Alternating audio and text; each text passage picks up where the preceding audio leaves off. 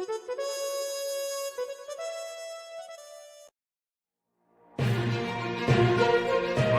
Lewis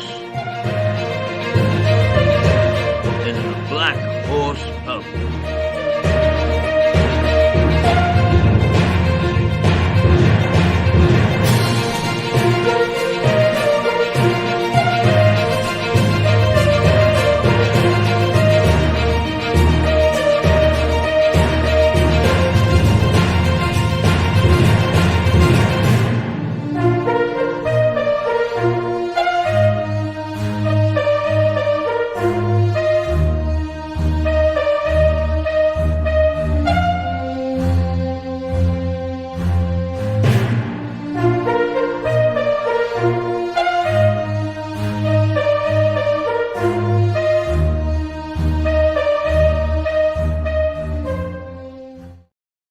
And with his little bag of tricks, as usual, here he is, John Henty. Wow.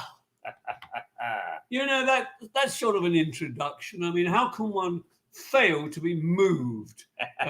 In what direction, of course, I would agree with that. Yes, absolutely. On a very dull day again, dear oh dear. And they say February is the wettest February we've ever had, you know. Really? Yeah. Oh, gosh. Dear, I know. Yes. I know. Oh, have you been asked for your hand in marriage? It is leap year today.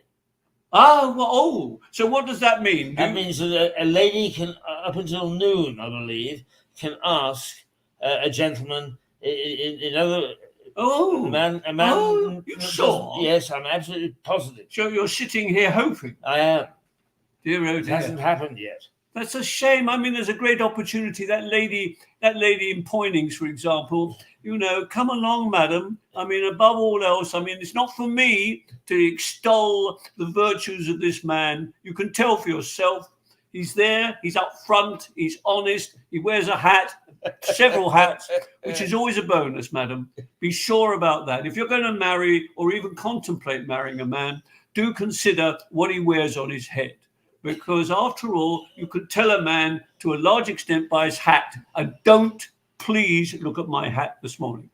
I'm wearing this hat because it's a very windy day. Yes, it is, isn't it? And because a hat of that quality that Keith has, I mean, if that was to blow away for either of us, it would be goodbye to a really excellent hat. Absolutely. And I sometimes don't wear it when I'm driving the scooter. No, I can understand that, of course. No, has anybody ever said to you, you ought to wear a crash helmet? You ought to. No, not yet. Oh, they will.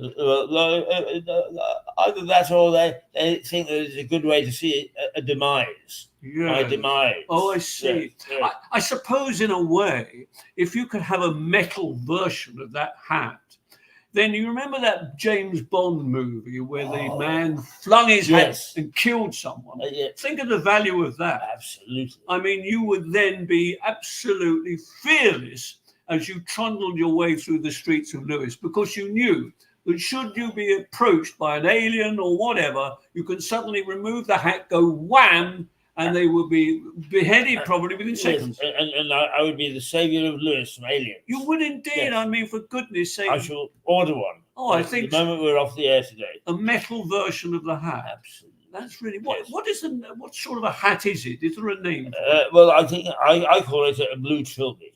Yes, it is a blue trilby. It's a lovely colour. It deserves a summer's day, which we don't have, unfortunately. I do get a lot of comment.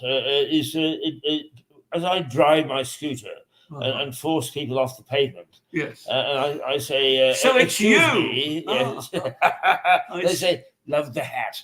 Love the hat. Nobody has said they love me, but they love the hat. So the point is, you reminded me, the 29th, an extra day, I suppose. Although, frankly, with the sort of weather we've had this month, who wants an extra day of rain? I mean, if it was an extra day of sunshine and balmy breezes, I mean, that would be good. But it ain't. That's the trouble. So we've got to put up with it. And I've got to go into Brighton a little later on to a Max Miller function. Tell us, what is the Max Miller function? Well, we have regular meetings on a Tuesday in the Pavilion grounds. And here's the good news, ladies and gentlemen. Here is the news. Today, being Tuesday, it was Tuesday, the cafe in the Royal Pavilion grounds in Brighton has plans to reopen within the next few days. And I was there, your reporter, John Henty, was there on Tuesday and approached the gentleman running the establishment for the management. And I said, you're opening. He said, no, we're not opening. He said, we're getting all the tables clean and doing a bit of painting and a bit of a lick and a splash, he said. And unfortunately, he said, I said, what are you going to, can you? No, he said, no, we haven't made any rock cakes, he said. So I thought, well, that's it, unfortunately. It's the rock cakes, as you know, that are famous not only throughout the UK, but in fact, this year I will, I know you like bacon sandwiches, and they do those as well. But I'll bring you the odd rock cake. Oh, rock cake.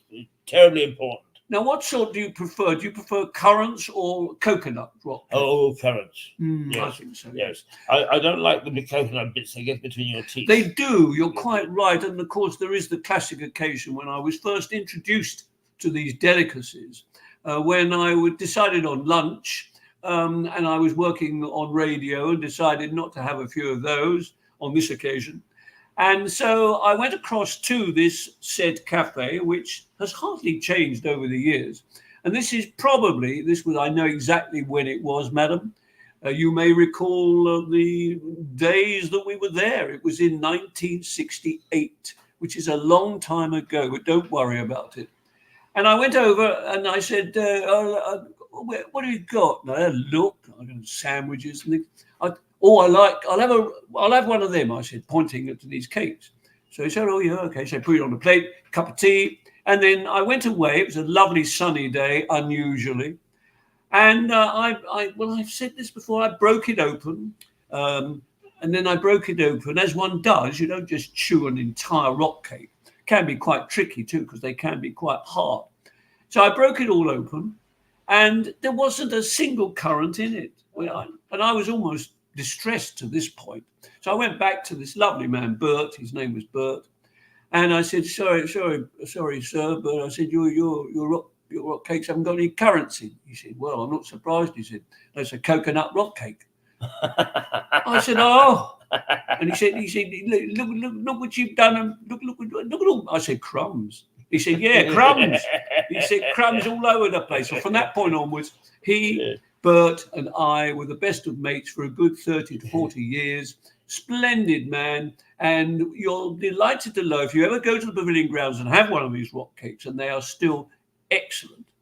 There are several, but there is one in particular, a squirrel that frequents the cafe on a regular basis and has its photograph taken, and it's probably part of the management, this squirrel.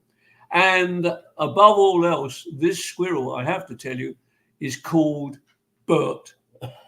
So we remember the proprietor who ran the cafe, and we say, good morning, Bert. And the squirrel sits there eating the currants. Isn't that a nice story? I bet you David Attenborough can't come up with wildlife stories like that one. No. And you don't have to go into the Congo and all the rest of it to find out, because you don't get rock cakes in the Congo. We discovered that years ago. I went on a safari, I don't know, down some Umbuluzi River, I think it was, or somewhere in Uganda I was, and we were going along, and I said, you know what I fancy is a rock cake. And they sort of looked, and then the would you believe it, the boat suddenly broke down, and there we were in the middle of the swamp with these crocodiles snapping all around us. That was exciting. You don't believe this, do you? I do. You think I'm making this up? No. Well, the bit I'd made up actually was the rock cakes. I didn't actually say.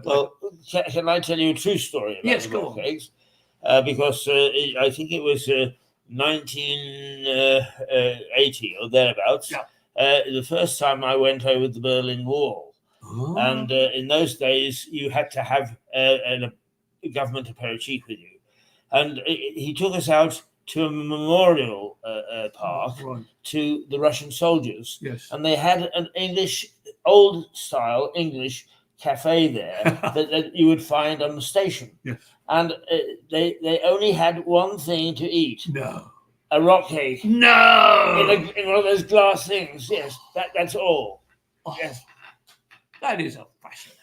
Oh, you mean those big sort of oval That's things right. Yes. with cakes in and things Yes. like that? Well, would you believe it? Oh, and They found their way into East Germany. Behind the Iron Curtain, that Yeah. was. Well, I've also been behind the Iron Curtain, actually, when I made friends with a lady who lived in Prague in Czechoslovakia. And I visited there during the Russian occupation. And I must say it was unnerving, to be fair, because there was, and I think we've discussed, talk about freedom of speech. Thank God for Mirador television today. But then there was no freedom of speech. And even our conversation in her flat had to be guarded because you were never quite sure. And when she had a phone call, she pretended actually that I was a visitor from Russia and not from the United Kingdom. And there was an element of fear about it, which is, thank God, by and large, that's gone, and it mustn't come back either. Oh, let's get political. No. Let's get political. No, let's not. Now, so leap year, so it is. And funnily enough, I know people like nostalgia, and we're pretty good at nostalgia because we can remember these things. I was coming up here and I thought, I don't know, today we've talked so much about Dad's Army. And then I thought of the signature tune of Dad's Army. Who do you think you're kidding, Mr. Hitler, if you think we're on the run? Da, da, da, da, da. And I thought, wonderful lyrics, absolutely great story. And I thought, Bud Flanagan, that's what I thought. Bud Flanagan. Oh, yes. What a character he was. And I've got a nice little story about Bud, actually, because he recorded that. The guy who wrote that song, it wasn't Bud Flanagan, but the guy who wrote it thought there's only one person to sing this regarding the Home Guard as it was, and that has to be Bud Flanagan. And sadly, Bud was ailing, not at all well. But they got him into a studio, and it took one or two takes, but that was historic because it was his voice, and it's probably the last recording that he ever did. Who do you think? But we mustn't forget the many other numbers, and I thought we might mention one or two. For example, there was one called Hometown. La, da, da, da, da, da, da. That was one. But even more popular, and you'll remember this, I'm sure, was Any umbrellas to mend today, which would be very appropriate. Yes. So that was one. Where did Alan come into this, by the way? Flanagan and Alan. Oh, well, they were a team, obviously, but in terms of, he was the straight man, wasn't he? And Bud was the comedian. Right. And Bud, too, was the creative one in many ways, and a businessman, too. They were all very shrewd businessmen, the Crazy Gang. Beyond the craziness, they knew exactly what they were doing. So he would write all these songs, and they were big hits. There was another one that I'm sure people will remember, and I don't think we can do a render. It was called, oh dear, I can't remember what it was called now. It's rolled off my tongue, but I can't remember what. Umbrellas. But I tell you what, he was actually in a Royal Command show, several Royal Command shows, Flanagan and Allen. And I saw an image today of a bill poster for the Royal Command in 1957, long time ago. Mm-hmm. Top of the bill was a man called Mario Lanza. Ah! Yes, a great baritone. Oh, yes. Rather awkward man, I'm told, not easy to work with. Nevertheless, he was top of the bill. But what a bill, you would not believe. Flanagan and Allen, the entire Crazy Gang. Your Arthur Askey was in it. Yes. Vera Lynn was in it, I'll have you know. The Kay sisters, who were lesser known than those, the Kay sisters, for goodness sake. What an amazing bill this was. And it was 1957, so that would have been, yes, that would have been the Queen. The Queen would have been there for that. Can you imagine that particular? Oh, and what I do know, I didn't bring the bag today because with the wind and everything, and I can't afford to get a very expensive bag wet. You understand? So I brought a briefcase, because if you go anywhere, I've always said this.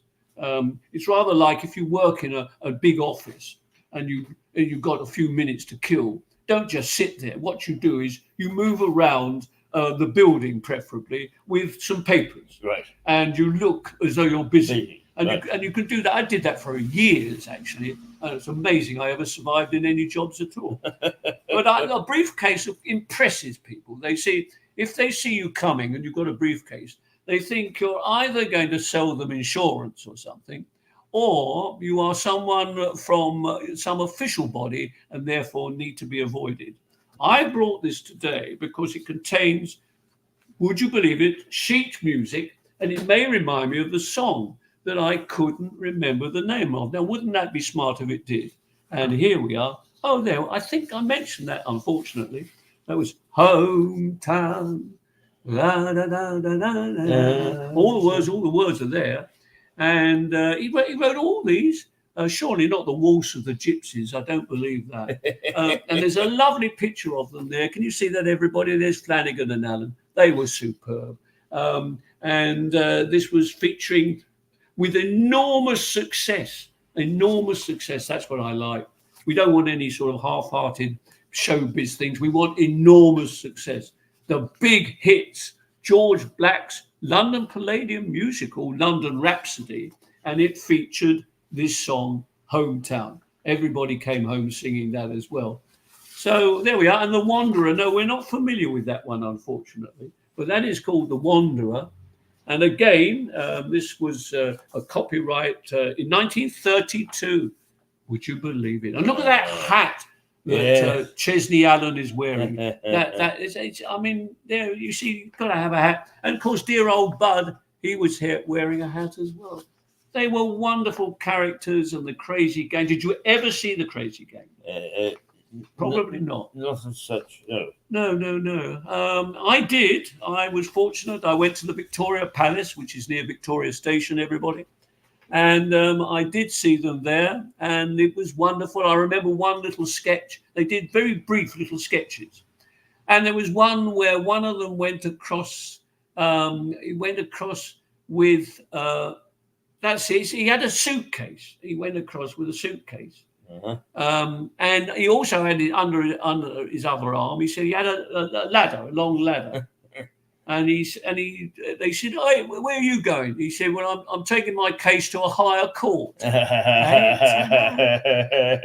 it. And then blank screen. You see, that was entertainment in them days. Them days, 1932. That was. Blimey, I wasn't even here in 32. Just as well, actually, the dodgy old time, 1932. I was watching a program last night, The Rise of the Nazis. We're back to that again. Oh, dear. And I think in 1936, bizarrely, of course, they held the Olympics in Berlin. Yes. Oh. Yes. Can you imagine? They tried every appeasement in the book. Oh. Yeah. Can you imagine that, going there in the knowledge that hundreds have been slaughtered and murdered, yes. Even politicians have been murdered. And you're going to there and you're going to hurl a javelin. I know where I'd have hurled it. Like straight at the podium with Adolf sitting up there. Boing. Yes. You imagine if someone, now there's a bizarre, surreal thought, ladies and gentlemen. I'll leave this with you. I mean, what if, for example, a javelin thrower from maybe Texas or somewhere entered one of the Americans, and instead of throwing it in that direction, he turned around and he slung it straight at the podium where old Adolf was. Yeah. And I mean, it could have been there would be no Second World War. No. What a shame. What an opportunity that was. He probably wouldn't have been a javelin champion either. No, he wouldn't have gone down very well, I must admit. That was the famous Olympics where Hitler refused to shake the hand of Jesse Owens. Oh, that was it. Yes. That was it, absolutely. Funnily enough, lovely Spike Milligan, God bless him. He died in 2002, just a few days ago, actually, 2002. And Spike Milligan, he does a little skit on one of his records of Jesse Owen winning the 100 meters or something at Berlin, and all you hear is feet running. Oh, sorry, madam. Oh no! First of all, there's a shot, bang, and then a screech of brakes, apparently. And this was Milligan's interpretation of Jesse Owen winning the Winter Olympics. What a marvellous mind that has. You see, you've got to have a surreal mind, because if you live in the real world today, forget the real world, it's the surreal world that you've got. You've got to invent your own world, madam. You see, we don't need to do that in here, because we're perfectly happy with this little world here. That's fine. Create your own world, madam. That's the answer. And if you don't want to go out, don't go out, stay in. But here's another bit of advice, if I may pass it on.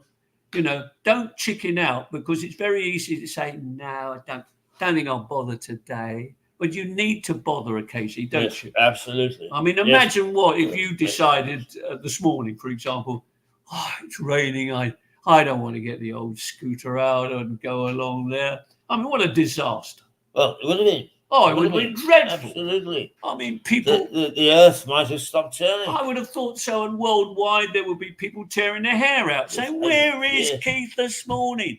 See? Where is John, more to the point? Yes, well, both of us, you see. I mean, if we both didn't turn up, I'm a great respecter of modern technology and Zooming and all the rest of it. I know you can Zoom, I can Zoom, everybody can Zoom. But it's not the same as sort of flesh and blood, is it? I mean, I'm actually sitting here next to this man, not on a big screen, you see. So there's value in all technology. I think we'd agree with that. Who could argue with that? Who could argue? No, but the trouble is it can be abused. That's the trouble. And misused as well. And we know that. I mean, the misuse of technology is frightening and needs to be watched because of artificial intelligence. I mean, for example, don't be mistaken in thinking that we are the product of artificial intelligence. I don't think we are. That is rubbish. Oh, that would be a terrible prospect. I mean, if I said avatars. Oh, a what? An avatar. Avatar. Oh, no, I don't think so. I mean, flesh and blood is what it's all about, and I can assure you there's plenty of, not much flesh, but enough to keep me going. That's the thing. And here we are sitting on a rather dull Thursday morning, I think it is, thinking, I don't know, when are these ladies going to come knocking on that door saying, will you marry me? Yes. I don't know. I think I'll say, well, I'm sorry, already spoken for, but this man, well, I'm free. Yeah, I mean, honest to goodness me, and can you imagine the happy, don't even go there. So February the 29th it is. And as I said, I'm going into Brighton. I won't be going to the pavilion today, but I went to this Max Miller thing, get round to that. And this is a little gathering in a fish and chip restaurant. We thought that would be rather nice. We're meeting there around midday. If you want to join us, it's in Western Road. Anybody can come. You don't have to be a Max Miller person. Anyone can come. Come along and say hello. I'll be there. I'll shake your hand and say, come on in. And then the food is excellent. The prices are very reasonable. And I promise that you would have a good couple of hours of fun instead of all this misery and sadness that seems to be flooding in everywhere at the moment. It would be nice. And that's why we do it, because there's no point not doing it. And that's it. So I'm going to go in by train, I imagine. I shall go on the train as long as the trains are running. My son had a nasty incident. He was coming back on a bus replacement. These bus replacements. It was dark. It was raining. He was heading towards a place called Opham. You know where that is? It's the north of Lewes, exactly. And suddenly, it screeched to a stop, a blooming great tree across the road. And they all had to get out in the pouring rain, in the dark. They were in the middle of nowhere. There were cars piled up behind. And in the end, some of them able to do it, crawled under the tree and went along to the pub in Opham, which I'm told it's a good little pub in Opham. Yeah. I can't remember its name, but it's a good pub. And there, at least My lot were able to pick up and call for a taxi, but I fear for some older people, especially those who were heading via Lewis to say Eastbourne. You see, that's the trouble, the worries of transport, and of course a direct result of all this weather and subsidence. Watch out for subsidence, madam. You've experienced it, have you? Not in your personal life, I suppose. No, that's perfect. Do you think everybody knows how the name Opham came about?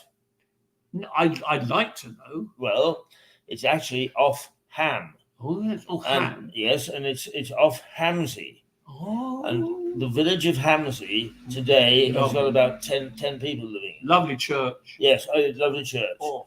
But in fact, at the time of the plague, the people in Hamsey put a thorn thicket around that village because they'd all got bubonic plague. Oh, yeah. And they didn't want to pass it on. Right. So they stopped people getting in and stopped people getting out and starved themselves to death. But those people who didn't actually go back in formed this second little village off Ham. And that's the village today. Fascinating. Yeah. Well, and you don't call it off Ham. No, it's Opham. Because I came into a lot of trouble, and I have related this story.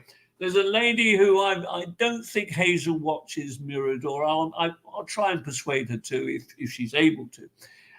Hazel used to listen to John Henty on the radio. One or two people did, surprisingly enough. And I would frequently say, we've got another, here's another car from Hazel in Offham.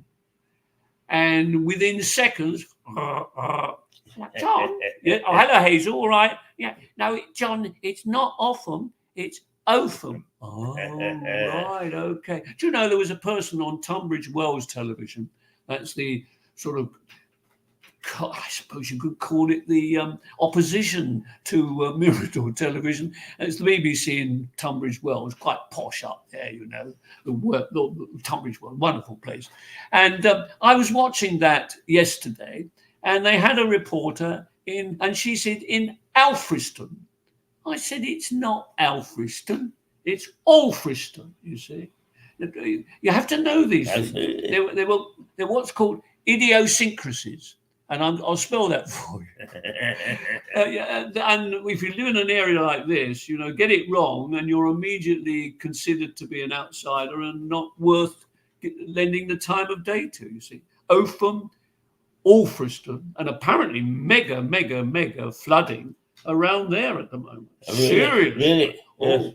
Very serious flooding, which is a worry, because that's where Mabel Lucy Atwell, at one time, she actually had property very close to Alfriston and a place called Littlington.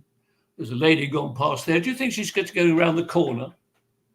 No, I fear she didn't. No, what a shame. Yes, every lady who goes past, we think February the 29th. Perhaps we should put a sign in the window.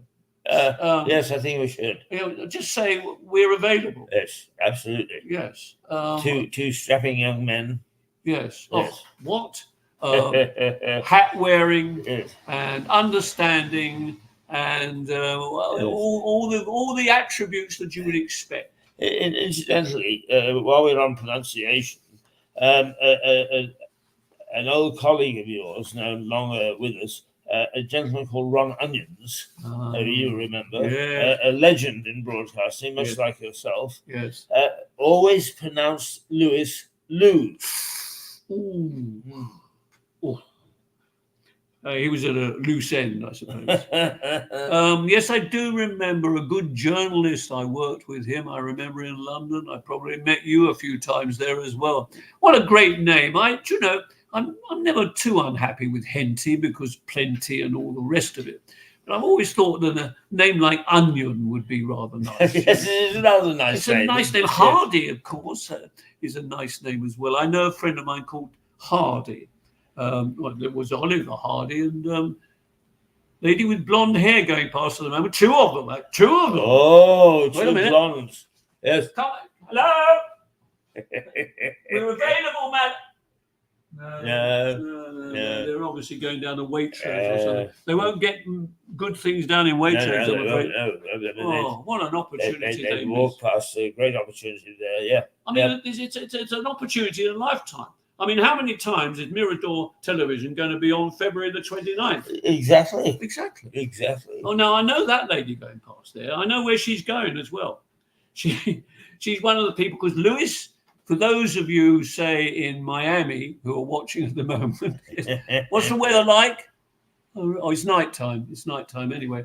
Apparently, Lewis is a splendid place for antiques and little antique shops and little corners, and it's really nice. You can spend a good morning or afternoon just looking around and then having a cup of tea or coming here to the Black Horse. And she regularly, wherever I go, if I go into an antique shop, she's always there looking for knick-knacks and little collector pieces, because that's what life's all about, collecting and loving with all these things. Yes. Yeah. So that's about it, really. What's the time? Oh dear, I've got to be on my way. Yes, you've got to be in Brighton by 11, have you? No, soon after 11. So I should make it okay. Yes. Well, I'll check the trains before I go. Lovely to speak to everybody.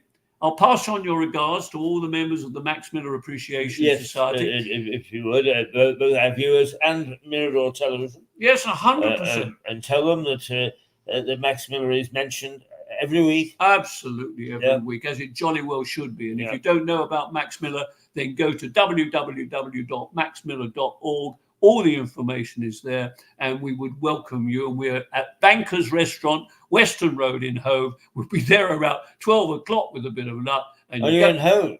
Hmm? You're in Hove? Oh, in Hove, yes, we are. Well, we're not sure. Now, you shouldn't have said that, Keith, because I said, I put the postcode, and I think I said Hove, and inevitably something. It's not in Hove, you know, Johnny. It's still in Brighton. I don't think it is. Well, I'll find out when I'm there. I'll ask the management at Bankers whether they think they're in Hove. They probably, because it's a little more upmarket to have a restaurant in Hove. So they may say Hove, actually, but not Brighton. So I'll find out for you. Right. Opham, Alfriston, Hove. No problems with Hove. Yeah. Hove. And leading lose. Where?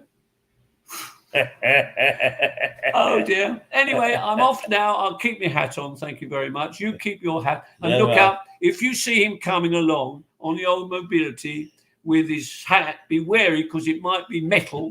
And if he doesn't like you,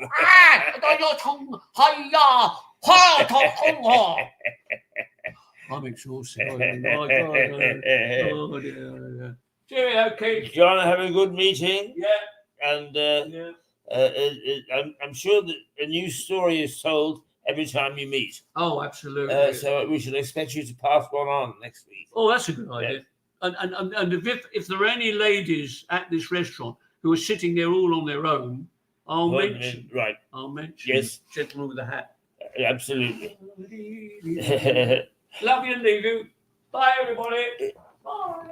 Bye, John. Well, there we are. It's 10:20, and that is it for today from Mirador. We've had a good morning's run.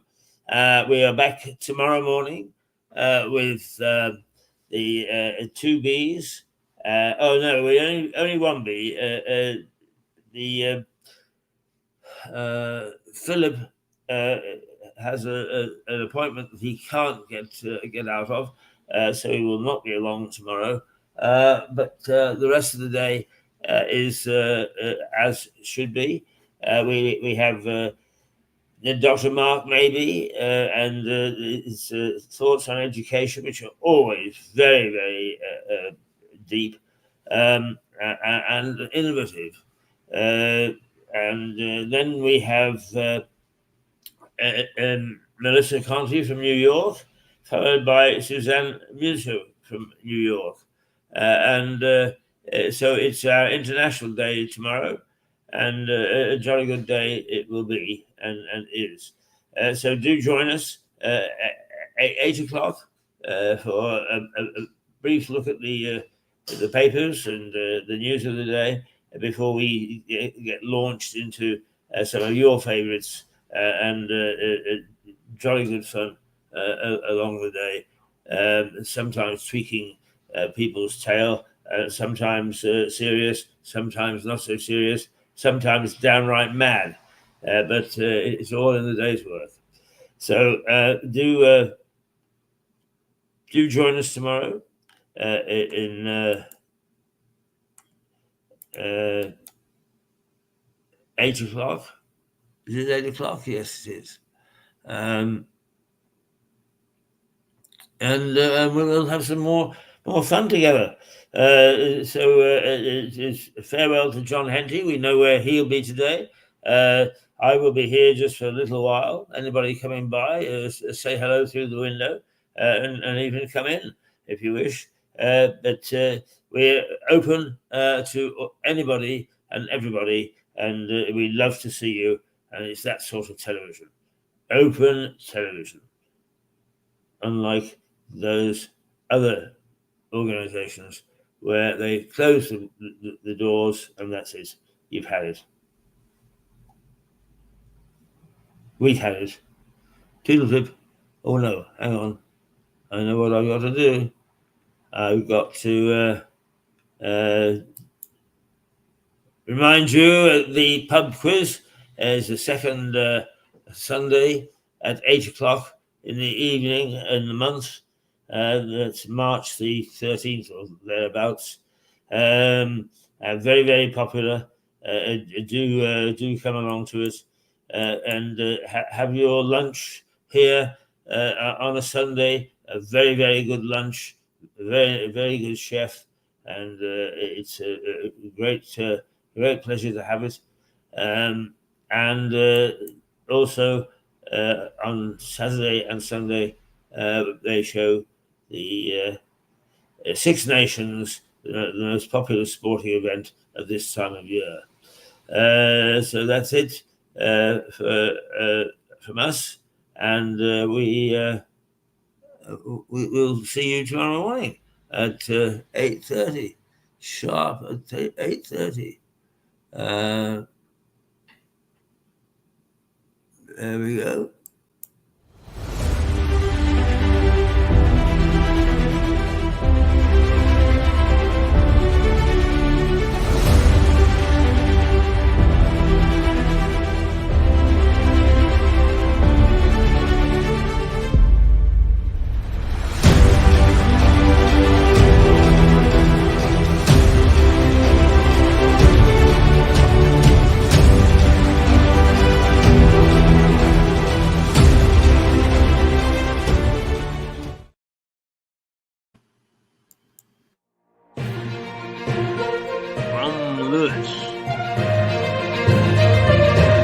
In the Black Horse Pub.